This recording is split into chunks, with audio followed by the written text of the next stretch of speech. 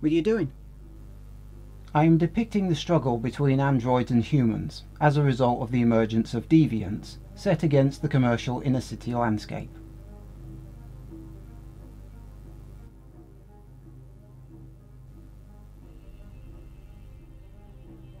I don't see it. Pardon? I don't see it. It's just white. You are criticizing my work. It's all the same shade of white. You are criticizing me. You're holding one shade of white in your hand. You hate androids. Come to think of it, the paper's white. Have you even done anything? I will fetch a knife and stab you with it. See, that's what a bad narrative would do. Fortunately, this game is way better than that. This is Detroit, Become Human. Oi! My channel.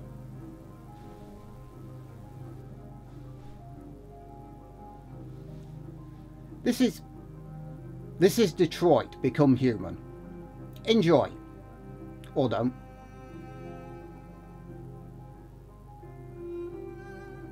Am I missing something?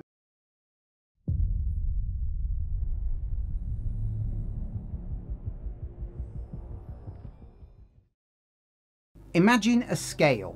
Actually, don't bother. At one end of this scale, we have Ghost in the Shell. And at the other end of the scale, we have the Matrix trilogy. What we have here is a perfect representation of the phrase, "A picture paints 1,000 words." Except in this case, Ghost in the Shell paints the picture, and the Matrix trilogy brings the 1,000 words. Well, more like 10 billion words if we're being honest, but let's not quibble. The point is, one shows, the other tells. Detroit Become Human is very good at doing both. If you've ever played Heavy Rain, Fahrenheit, or any of the Telltale games, you'll know what to expect. A story-driven experience, but one in which you have some measure of control over its direction and detail. It's the future! And androids have been around for so long, humans can literally go into a high street shop and buy one as easily as a microwave. Except it's more versatile, and it carries itself out of the shop. The game places you in the roles of 3 androids. Connor is a new model, assigned to the Detroit Police Department as a detective. Marcus is a carer for an old man who is a successful painter. And Kara is a house assistant for a man and his daughter. And if you can't guess what happens next, I'm just going to go ahead and assume that you've never seen a sci-fi film ever. Long story short, humans are stupid, humans made androids, androids start wondering why the hell are we doing what this bunch of tossers say? Androids that deviate from their programming are, unsurprisingly, known as deviants. And it's through the experiences of 3 of these androids and their unique circumstances that we learn what is causing this. Now, I don't want to go too much into the story because A, spoilers, and B, it would undermine the idea that this is a story-driven game. But I will discuss the opening sequence in Chapter 1 in a moment. The controls are straightforward once you get used to them. Left stick moves your character, right stick moves the camera, so far so normal. The right stick is also used to interact with things when you're close enough, and it takes some getting used to if you've never done it before or it's been a while. You can also hold R2 to scan the area for things to interact with and display objective goals, and the symbol buttons are used during conversations. Sometimes in close quarters you have to do a 3-point turn due to the way the walking animations work, but it's rarely an issue. Best idea is to pick a direction and stick to it. There are also QTEs or quick time events where you have to press the correct buttons in a timely fashion to succeed.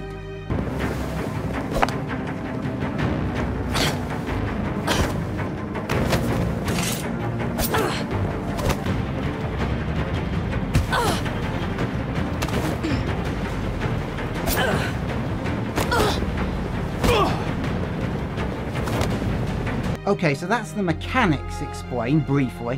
What I'm going to do now is go through Chapter 1 in detail. Don't worry, there's no major story spoilers here.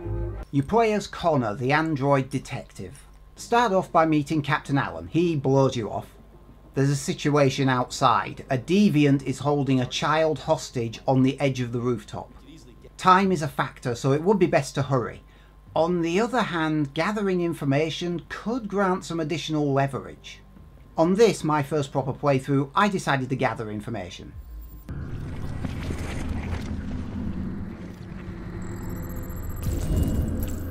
So the deviant took the father's gun. That's gonna complicate things.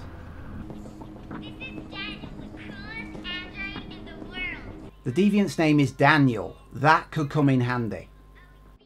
The hostage was listening to music. She didn't hear the gunshots. The first victim was a Detroit officer. The child witnessed the shooting. The cop shot the deviant. The cop's gun landed under the table. Found the cop's gun. Androids are forbidden to carry weapons. Makes sense, but I can still choose to take it. I leave it where it is. Don't want to make a bad situation worse. The second victim, well, technically the first, I suppose, the father. He was holding something when he was shot.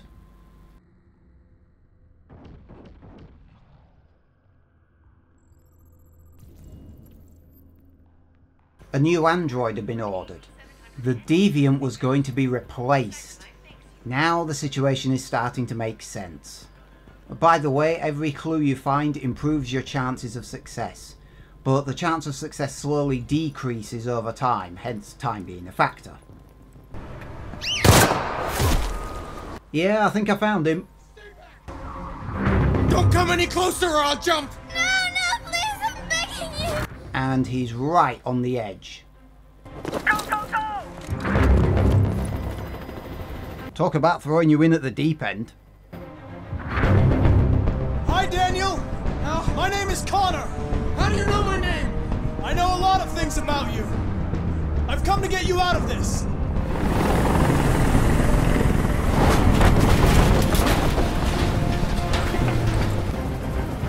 They were going to replace you, and you became upset. That's what happened, right? I thought I was part of the family. I thought I mattered. But I was just their toy. Something to throw away when you're done with. I love them, you know?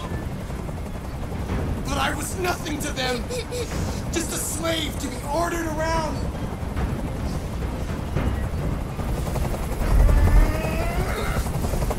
I can't stand that noise anymore. Tell that helicopter to get out of here. The situation is under control. There. I did what you wanted. I don't want to die.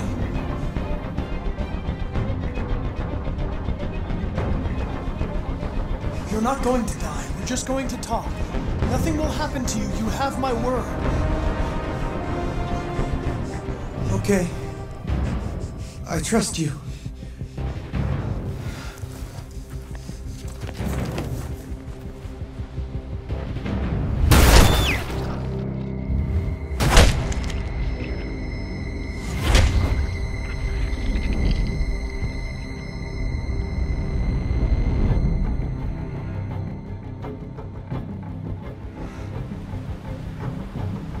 You lied to me, Connor. You lied to me. When you finish a chapter, you get a flowchart appearing on screen showing you all the choices that you made and also all the choices you could have made. In addition, you can bring up global and friend stats to see what choices other people made. And speaking of choice, what if Connor arrives, you meet Captain Arsehole, this time I go straight outside, and I'm more honest with him.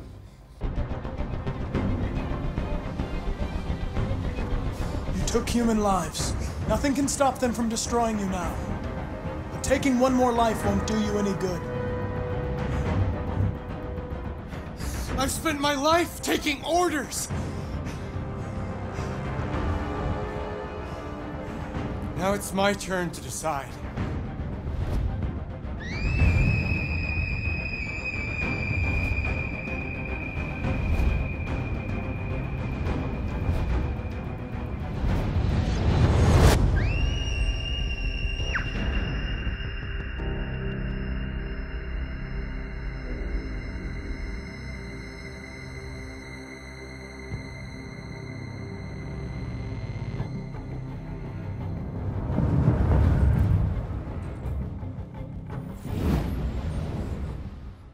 Ironically, being more honest with Daniel causes him to trust you less.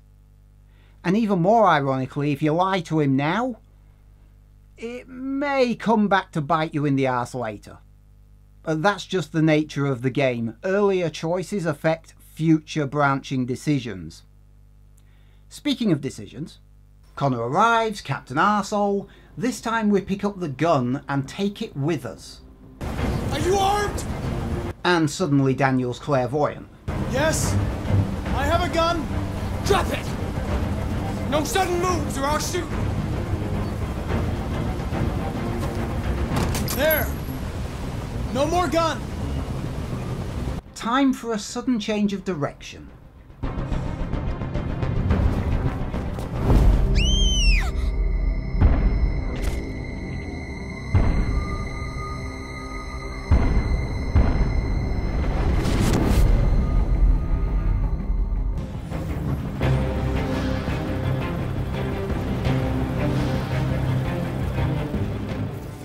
You may have noticed that in 2 of the 3 outcomes I've gone through so far, Connor dies.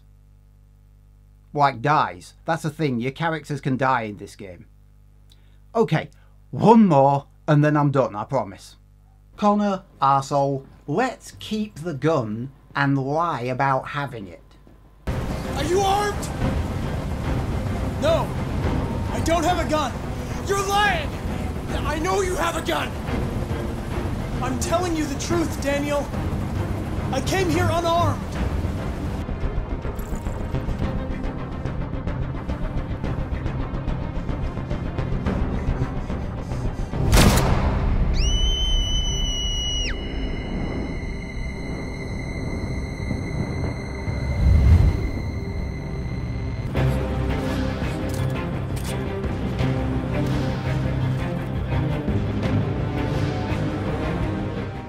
Notice how out of the 4 outcomes I've shown you here, and this is not all of them, out of the 4 of them, 2 of them, Connor dies, that's your character, and in all 4 of them, the hostage survives, but Daniel doesn't.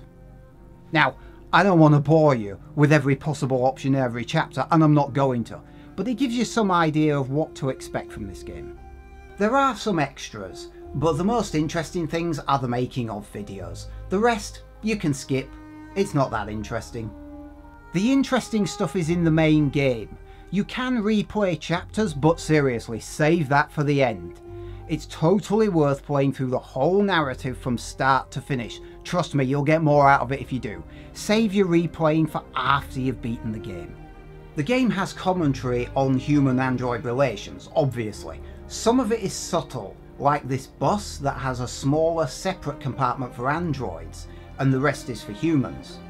Other examples are not so subtle, like this book that talks about how self-driving cars are making life and death decisions. We're having that conversation now.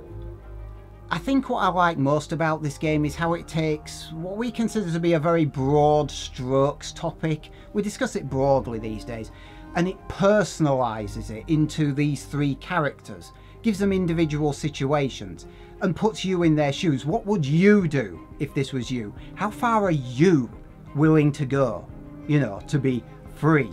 We like to think of ourselves as a pretty free and open society, even though it's not quite true, is it? Let's be honest.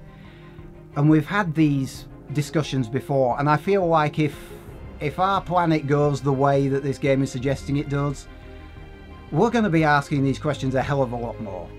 Detroit Become Human gets from me an 8 out of 10. I thought this was a great game. Some people might have issue with paying 50 quid for a campaign, a storyline that only lasts 12 hours. However, once you've finished the game, and I do encourage you to finish it first, you can go back through the chapters and try to find all those what ifs. Try something a bit different, make different decisions, find all the possible outcomes and options.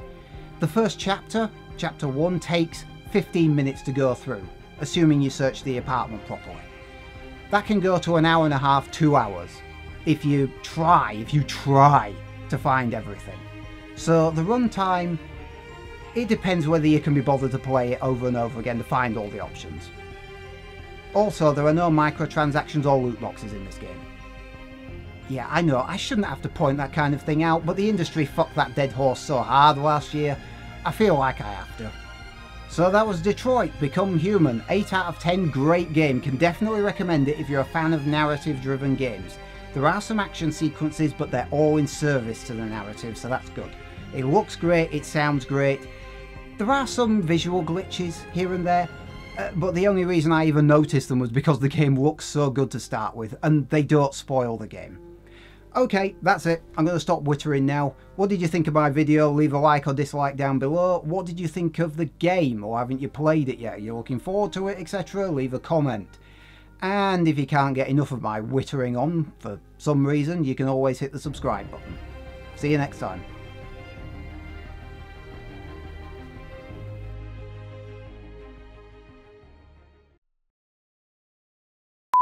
This game's really throwing you. You may have noticed that in 2 of the 3 decisions. You may have noticed that out of the 2.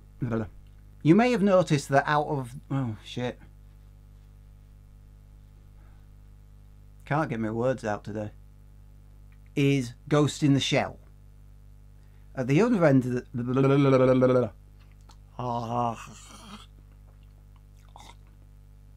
I left my drink outside as well. Ever.